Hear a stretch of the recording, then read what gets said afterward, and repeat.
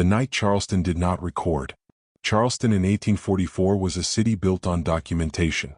Every shipment was logged. Every property transfer recorded. Every death accounted for in church registers, estate papers, and municipal ledgers. This culture of record-keeping was not accidental. In a city whose wealth depended on order, economic, social, and racial, documentation served as proof that the system was functioning as intended. Nothing important, especially nothing involving powerful men, was supposed to disappear without explanation. And yet, one spring night in 1844, 5 plantation owners did exactly that. They did not leave together. They were not related. They were not known associates beyond the shared position they held within Charleston's economic hierarchy. What linked them was not friendship but status. Each man owned land outside the city. Each controlled labor, trade routes, and local influence. Each had appeared in public records days before their disappearance, signing contracts, attending meetings, settling accounts. Nothing in their correspondence suggested urgency, fear, or preparation. Then the record stopped. No departures were logged. No bodies were found. No arrests made. No official explanations preserved. Charleston did not erupt in panic. It did something far more revealing. It went quiet. At first, the absences were handled administratively. Business partners assumed delays. Family members waited. Overseers continued operations under standing instructions. It was not unusual for men of means to travel without notice. But days passed, then weeks, and still no confirmation arrived. The city's newspapers, usually eager to report disruptions to order, mentioned nothing directly. When the topic appeared at all, it was embedded within unrelated notices, delayed auctions, postponed shipments, legal filings filed pending clarification. Clarification never came. This silence was not the result of ignorance. It was the result of calculation. Charleston understood the difference between mystery and instability. To acknowledge that 5 powerful men could vanish without explanation was to suggest that the system protecting them might not be absolute. That suggestion was dangerous. So the city reframed the event not as disappearance but as absence. Absence could be temporary. Absence required patience. Absence did not demand investigation. Families were advised to wait. Business partners were encouraged to proceed cautiously. Overseers were told to maintain operations until further notice. Further notice never arrived. Privately, questions circulated. They did not circulate evenly. Among white elites, the tone was careful. Conversations avoided speculation. The men had likely traveled. There were disputes to resolve. Health issues, perhaps. Explanations existed even if they were not yet documented. Among those who lived closer to the margins of power, dock workers, household staff, field hands, the questions were different. They asked not where the men had gone, but why no one was looking.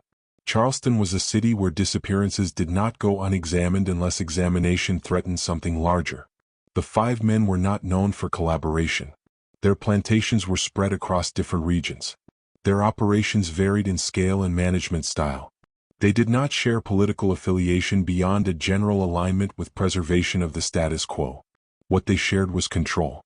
Each oversaw systems that depended on compliance, silence, and predictability.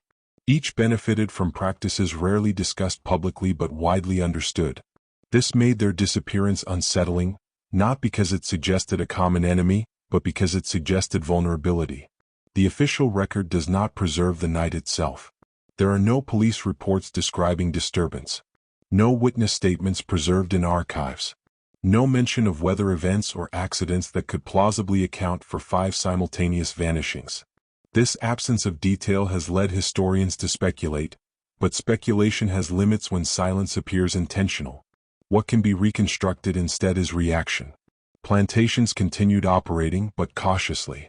Overseers deferred decisions. Trade slowed. Orders were repeated exactly as written, with no improvisation. Authority was maintained, but only within the narrowest interpretation of instruction.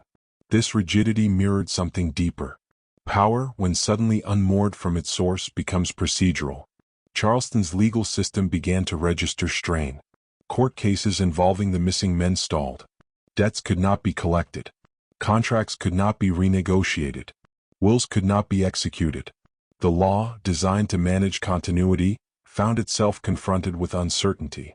Yet no investigation was launched. No citywide inquiry. No public search. No reward offered. This restraint was deliberate. To investigate openly would require acknowledging that disappearance was possible, even for those most protected by the system. That acknowledgement carried consequences. The enslaved population on the missing men's estates noticed changes immediately. Instructions came through intermediaries.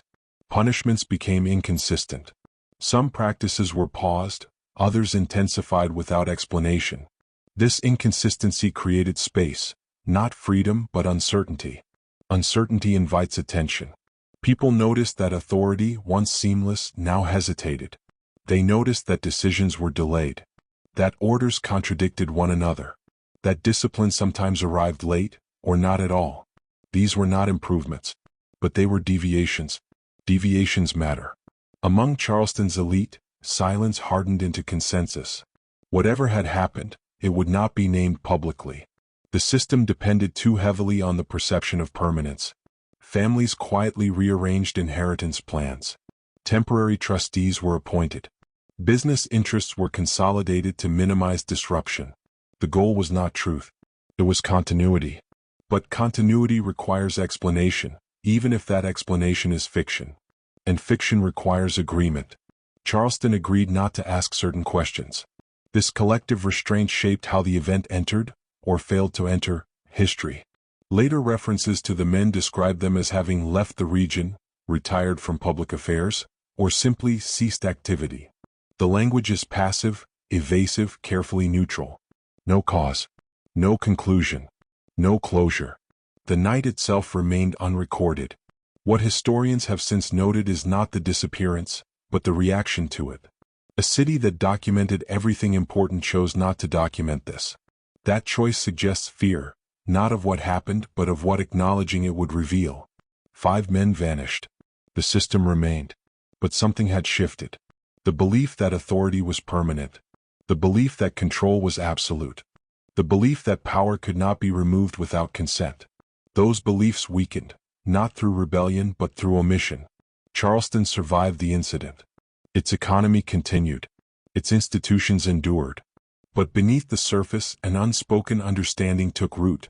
Disappearance was possible. That understanding did not lead to immediate change. It led to caution. People adjusted behavior. They avoided exposure. They adhered closely to rules not because they believed in them, but because unpredictability had been revealed as dangerous. The missing men became ghosts not because they were remembered, but because they were avoided. Their absence shaped decisions precisely because it was never explained. And that, perhaps, was the most unsettling aspect of all.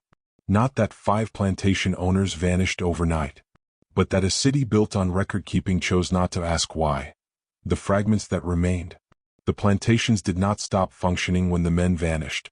That was the first sign that something deeper was at work. On paper, the estates remained intact. Fields were worked. Ledgers were updated. Goods were shipped. Overseers followed instructions left behind. Sometimes weeks old, sometimes months. Authority persisted, but only as echo. The absence of the owners revealed how much of the system depended not on presence, but on habit. Each of the 5 plantations responded differently, shaped by geography, management style, and the temperament of the overseer left in charge. Yet beneath those differences ran a shared pattern. Decision-making slowed, initiative narrowed, and risk became something to be avoided at all costs. Overseers became careful to the point of paralysis. They did not innovate. They did not interpret. They executed exactly what had been written, even when circumstances demanded flexibility.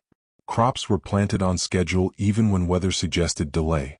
Repairs were postponed because authorization could not be confirmed. Disputes went unresolved because no one wanted responsibility for the outcome. Authority without its source becomes brittle. On one plantation, the overseer gathered the senior hands and read aloud instructions written months earlier, treating them as immutable law. When asked what should be done if conditions changed, he repeated the instructions again, slower, louder, as if volume could substitute for judgment. On another, punishment intensified. The overseer believed that uncertainty bred defiance and that severity would compensate for absence. Discipline became more frequent but less consistent, applied unevenly and often without clear cause. Both approaches failed in different ways. Among the enslaved population, reactions were measured, cautious, and deeply observant. People noticed that punishments lacked follow-through, that threats were repeated more often than they were enforced, that oversight fluctuated depending on who felt exposed. They did not celebrate this instability. Instability had always been dangerous, but they learned from it. People began to understand that authority was not omnipresent. It was mediated. And mediation introduced delay, inconsistency, and error. These realizations did not travel as rumor. They traveled as practice.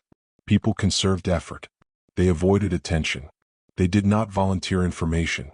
They did not step forward to solve problems unless asked directly. Survival shifted from endurance to calculation. Households closest to the main house felt the change most acutely.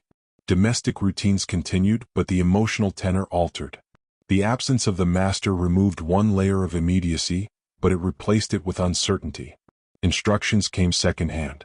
Decisions were deferred. Servants found themselves waiting, for approval, for correction, for direction that never quite arrived. Waiting, long familiar, took on a different quality.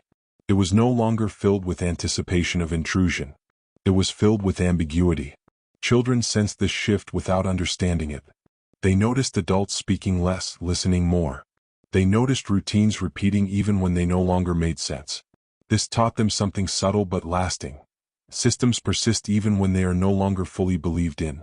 Charleston's silence echoed through these plantations. No official inquiries arrived. No investigators appeared. Letters sent to the city returned with polite reassurances and no answers. Trustees were appointed temporarily, then extended indefinitely. Temporary arrangements have a way of becoming permanent.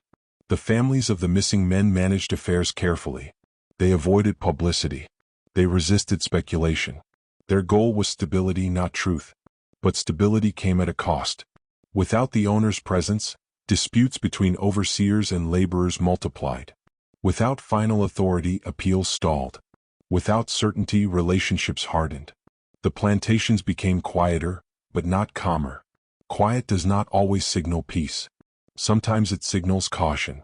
Among the enslaved population, people began to notice that silence itself had changed meaning. It was no longer only something imposed. It was something shared. People spoke less not because they feared punishment, but because they saw no advantage in speaking. Words had lost their leverage. This withdrawal was not coordinated. It did not need to be. It spread because it was adaptive. The overseers noticed productivity holding steady but effort thinning. Tasks were completed, but nothing extra was offered. Maintenance was performed minimally. Creativity disappeared. The system continued, but without elasticity. Elasticity is invisible when present. Its absence is costly. On one estate, a storm damaged equipment. Previously, laborers would have improvised repairs using available materials. This time they waited. Days passed. Output slowed. The overseer grew frustrated but lacked authority to compel improvisation. He punished several men publicly. The result was compliance, but only within the narrowest interpretation of instruction. The equipment remained unrepaired. This pattern repeated across properties. Force could compel action. It could not compel initiative. The absence of the owners had revealed something the system depended on but never acknowledged: participation. Participation had never been voluntary in the moral sense, but it had been negotiated in practice. Small allowances, small flexibilities, small exchanges had kept the machinery moving. Those exchanges had stopped. The enslaved population did not name this change. Naming creates risk. But they adapted to it instinctively. They learned that withdrawal carried less immediate danger than confrontation. This lesson mattered. Charleston's elite sensed trouble but could not agree on response. To investigate openly risked uncovering something no one wanted to face. To ignore the disappearances risked normalizing vulnerability. So they did neither. They managed around the absence. The missing men became administrative problems rather than mysteries. Their names appeared less frequently in records. Their estates were absorbed into networks of trusteeship and shared oversight. Over time, it became unclear who held final authority. Ambiguity spread. Ambiguity does not favor control. The enslaved population began to understand that systems can weaken without collapsing. That power can erode without being challenged directly. This understanding altered how people imagine survival, not in terms of escape or resistance, but in terms of endurance under shifting conditions. They learned to wait. They learned to observe. They learned that absence itself could be instructive. The 5 men never reappeared, but their disappearance continued to produce effects. The plantations did not fail immediately. They adapted poorly. They hardened. They became more dependent on oversight and less capable of self-correction. This dependence would matter later. For now, the estates remained operational but changed. Authority lingered without confidence. Discipline existed without belief. Silence spread without instruction. The fragments left behind, unfinished letters, outdated orders, unresolved disputes, did not point toward answers. They pointed toward a system struggling to maintain coherence without its anchors. And beneath that struggle, something else was taking shape. An awareness that power could be interrupted. An awareness that control could be delayed. An awareness that silence could belong to more than one side. These were small understandings. But they did not remain small. They traveled, from plantation to plantation, from household to household, from one careful observation to the next. Not as rumor, as pattern. And once patterns are recognized, they begin to change behavior. When uncertainty became shared. Uncertainty is manageable when it is isolated. It becomes dangerous when it spreads. In the months following the disappearances, Charleston's plantations existed in separate states of quiet adjustment. Each overseer believed his difficulties were local. Each household assumed its instability was unique. Each estate tried in its own way to preserve the appearance of continuity. But people moved.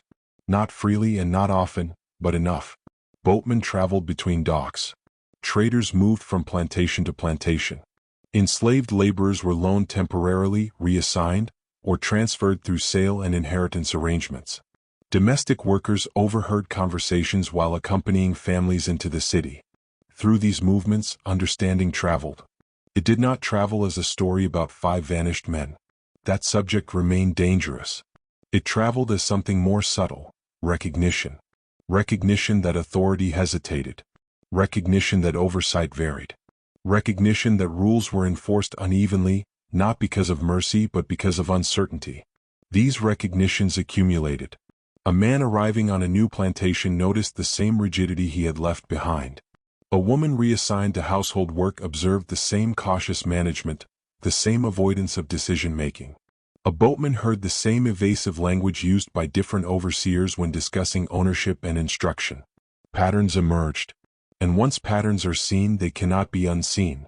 What made this moment unusual was not that authority weakened, that had happened before in moments of illness, war, or financial strain. What made it different was that the weakening was not localized. It was synchronized. 5 men had vanished. 5 estates wavered. And Charleston chose silence. That silence acted like a signal. Among the enslaved population, this shared uncertainty reshaped behavior in small but cumulative ways.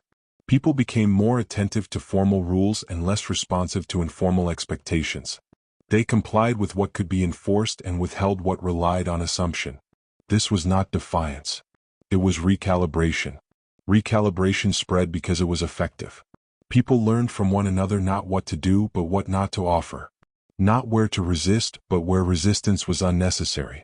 They learned that ambiguity protected them better than confrontation. The system built on certainty began to feel strain. Overseers compared notes during rare meetings in the city. They complained of identical problems, labor that followed instructions too literally, disputes that could not be resolved cleanly, productivity that met expectations but never exceeded them. They blamed weather. They blamed morale. They blamed one another. They did not name the common factor. To name it would be to admit that authority had been interrupted. Charleston's elite sensed this diffusion of uncertainty and responded as systems often do, by attempting to centralize control. Meetings were held. Guidelines were circulated. Temporary authorities were granted extended power. Trustees were encouraged to be more decisive. Decisiveness, however, requires legitimacy. The men appointed to manage the missing owner's affairs were careful not to overstep. Their authority was legal but not personal. They lacked the presence that once anchored command.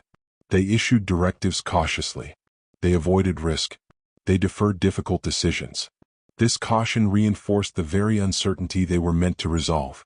Meanwhile, enslaved communities across multiple estates began to internalize a shared lesson. Systems could function imperfectly for long periods without collapsing. Survival did not require constant accommodation.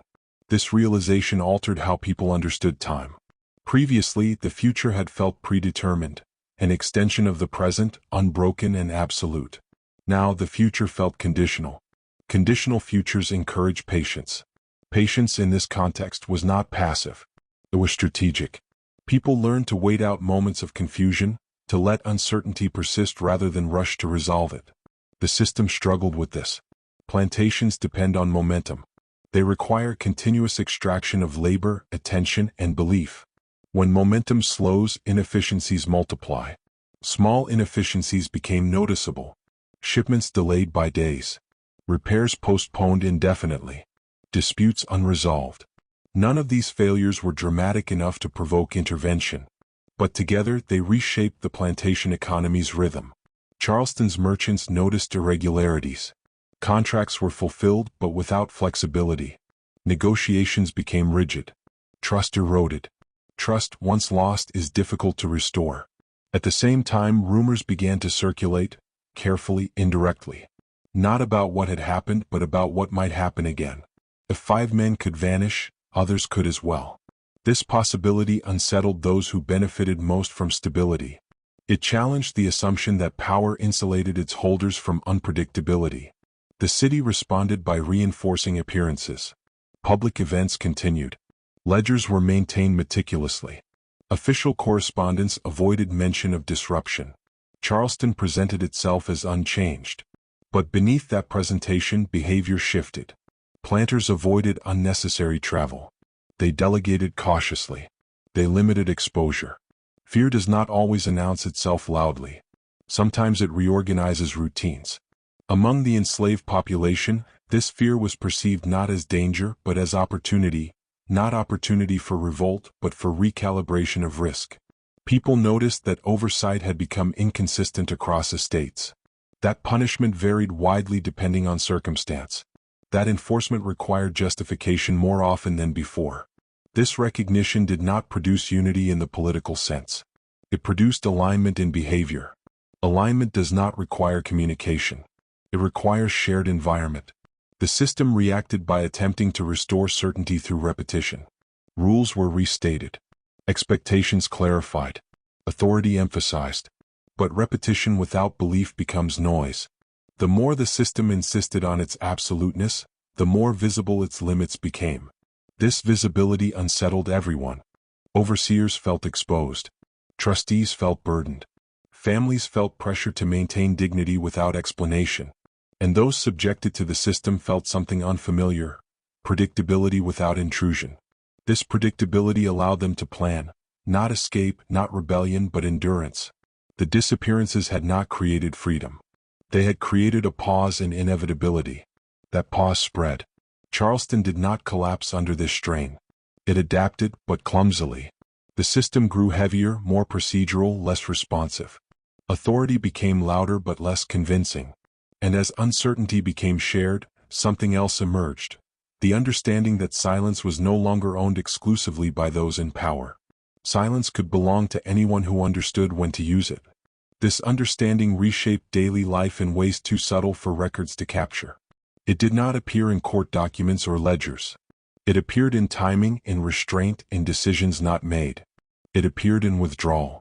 The system felt this withdrawal as drag, as inefficiency, as frustration, but not as rebellion.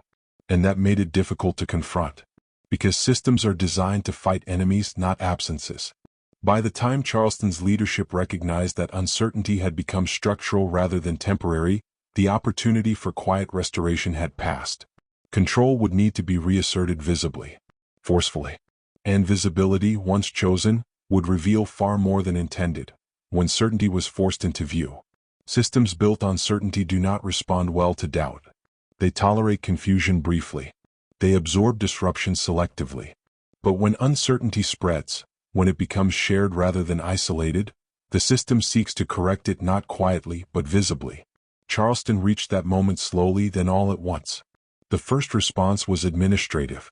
New directives were issued to overseers across the region, emphasizing consistency. Rules that had once been enforced through habit were rewritten, clarified, and circulated. Authority was no longer assumed to be understood, it was explained.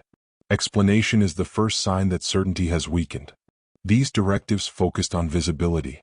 Overseers were instructed to be present more often, to document interactions more carefully, to reduce ambiguity in punishment and reward. The goal was not reform but reassurance, to signal that the system still knew itself. But visibility carries risk. When authority makes itself visible, it invites evaluation. On the plantations, the increased presence of overseers did not produce the desired effect. People complied, but the compliance was different. It was narrower, more literal, stripped of interpretation. Tasks were completed exactly as assigned, no more, no less. Deviations were avoided not out of fear, but out of calculation. When conditions changed, laborers waited for instruction rather than adapting. This waiting slowed everything. The overseers responded with discipline. Punishments became more frequent, but also more procedural. They were delivered according to written standards, often publicly, to demonstrate control. Yet these demonstrations lacked the force they once carried. Fear works best when it is unpredictable. Procedure makes it measurable. People learned what punishment looked like, how far it went, and where it stopped. They adjusted behavior accordingly. The system had intended to restore inevitability. Instead, it had revealed boundaries. Charleston's leadership escalated. Courts were encouraged to move faster on disputes involving estates under trusteeship. Legal authority was emphasized where personal authority was absent. Notices were posted. Expectations reiterated. The law stepped forward to compensate for missing men. But law cannot substitute for belief. Legal authority requires legitimacy to function smoothly. In the absence of the original owners, legitimacy felt borrowed. Trustees acted cautiously. Judges deferred where precedent was unclear. No one wanted responsibility for decisions that might later be questioned. This caution filtered downward. Overseers hesitated to punish decisively. Managers hesitated to reward initiative. Everyone waited for clarity that never arrived. Force increased, but confidence did not. Among the enslaved population, the effect of this escalation was not panic, but further withdrawal. People observed that authority was trying harder and struggling. They noticed that punishment did not always resolve conflict, that oversight did not restore momentum, that rules were enforced loudly but unevenly. This awareness did not inspire defiance. It inspired restraint. People learned to limit exposure. They avoided situations that required interpretation. They did not argue. They did not appeal. They complied minimally and precisely. This precision was disruptive. Systems built on extraction rely on excess effort, on people giving more than is demanded to keep things running. When that excess disappears, inefficiency multiplies. Charleston's plantations began to feel heavy. Work continued, but without elasticity. Schedules slipped. Repairs lagged. Minor problems accumulated into larger ones because no one improvised solutions. The system attempted to respond with more oversight. But oversight requires resources. More supervisors were appointed. More inspections scheduled. More reports demanded. The cost of control rose steadily, even as output plateaued. This imbalance alarmed the city's elite. They had believed that authority, once asserted, would re-establish itself automatically. Instead, they were discovering that authority required constant maintenance. Maintenance is labor. Labor that yields diminishing returns. The 5 disappearances had not been explained, but their impact was now undeniable. The system's response to uncertainty had exposed its dependence on what it could no longer command. The belief that power was absolute had rested on invisibility. When power was everywhere, it needed no explanation. When it became visible, it invited scrutiny. And scrutiny revealed limits. Even the overseers felt it. Their role had shifted from enforcers to managers of risk. They spent more time documenting compliance than ensuring effectiveness. They avoided confrontation not out of mercy, but out of fear of escalation without support. Authority had become fragile. Charleston's leadership faced a choice they had long postponed. They could intensify force further, risking backlash, inefficiency, and exposure, or they could accept a weaker, slower system that preserved appearance at the cost of control. They chose the latter. Force plateaued. Visibility remained, but it lost urgency. Discipline continued, but without conviction. The system settled into a new equilibrium, less efficient, more rigid, but superficially stable. This stability was deceptive. Beneath it, something essential had changed. The population subjected to the system no longer believed in its inevitability. They believed in its endurance, but endurance is not the same as authority. Endurance can be waited out. The system had reasserted certainty publicly. It had failed to restore it privately. And that failure mattered, because what had been revealed could not be hidden again. The boundaries of power were now known, not precisely, not completely, but enough. Enough to change behavior. Enough to alter expectation. Enough to weaken belief. The system remained intact. Charleston continued. The plantations produced. But certainty, the quiet confidence that authority did not need to explain itself, had been lost. What followed would not be immediate collapse. It would be something slower and harder to confront. Withdrawal. When nothing broke and everything slipped. What followed the exposure of the system's limits did not look like collapse. There were no uprisings. No coordinated refusals. No visible moment where authority shattered. Instead, there was something far more difficult for power to confront. Withdrawal. It began subtly, almost imperceptibly, in ways that could not be punished because they could not be clearly named. On the plantations surrounding Charleston, productivity did not fall sharply. It thinned. Tasks were completed, but margins disappeared. The small efficiencies that once kept estates profitable, unspoken shortcuts, quiet cooperation, unrequested labor, were gone. Nothing was technically wrong. And yet nothing worked as it used to. Overseers filed reports noting declining responsiveness and lack of initiative. These were not crimes. They were observations. The language itself revealed confusion. Initiative had never been codified, yet its absence was now unmistakable. The system had depended on more than obedience. It had depended on participation. Participation cannot be forced. As weeks turned into months, the consequences of this shift became measurable. Equipment broke down more often because no one fixed it early. Fields were worked exactly as scheduled, even when weather or soil conditions suggested adjustments. Livestock losses increased slightly, not dramatically but enough to raise concern. Each issue was manageable in isolation. Together they formed a pattern. Charleston's leadership responded as systems often do when facing inefficiency without rebellion. They applied pressure selectively. Punishments were issued for specific failures.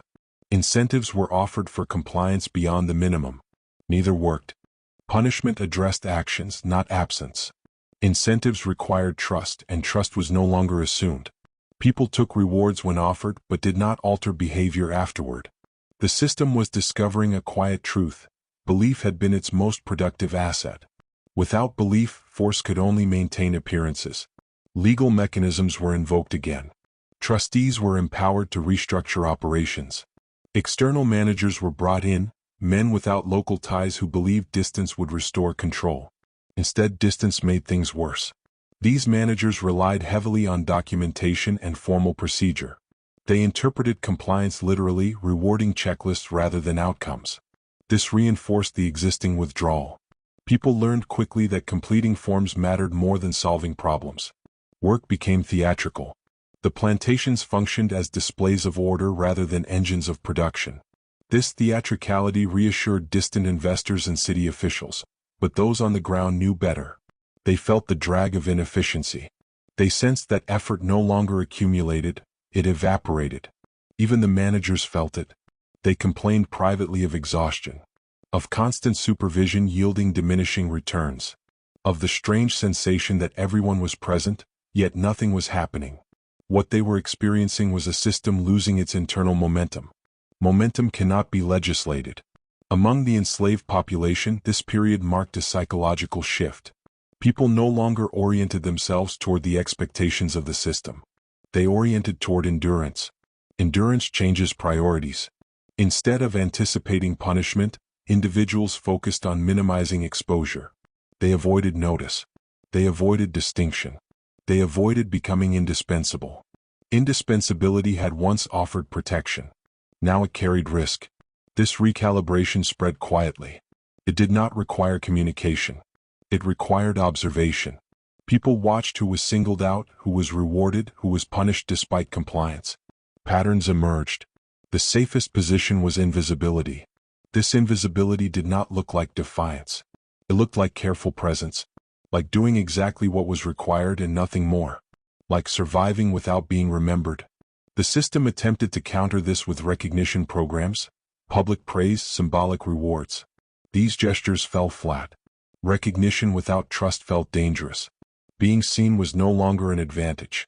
The unraveling continued not through confrontation, but through attrition. Plantation owners began selling parcels of land to offset rising costs. Others consolidated operations, reducing scale rather than expanding. These were framed as economic decisions, but they reflected something deeper: uncertainty about the future. Uncertainty makes long-term planning impossible. Charleston's economy felt the ripple effects. Related industries, shipping, processing, trade, experienced irregular output. Nothing collapsed, but nothing stabilized either. The city adapted by lowering expectations. Lower expectations are a form of surrender. What made this unraveling particularly difficult to address was its lack of drama. There was no event to suppress, no leader to remove, no law to tighten. The system had been hollowed out from within, not by resistance but by disengagement. Force was still available. It was still used. But it no longer restored belief. Belief had shifted somewhere else, into personal survival, into quiet calculation, into the long view.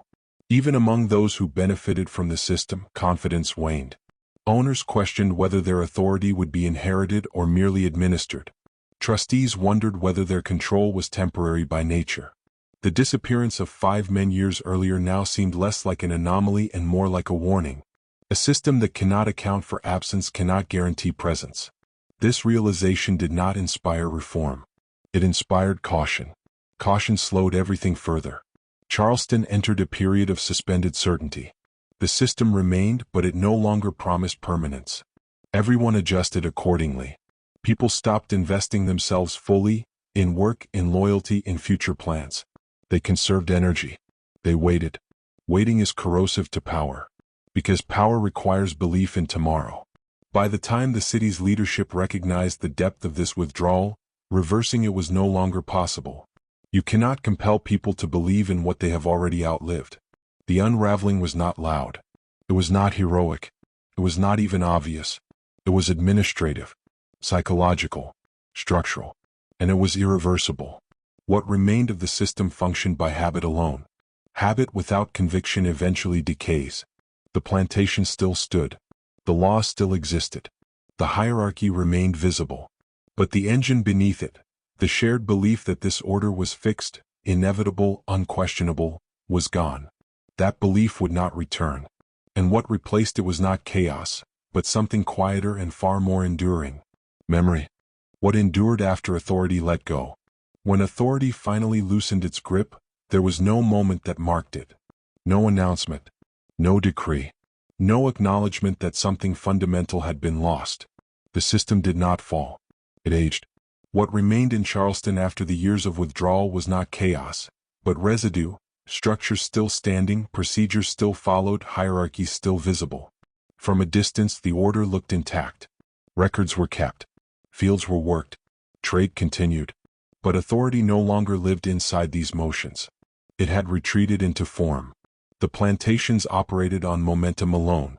Decisions were made cautiously, often delayed, frequently deferred. Trustees avoided bold moves.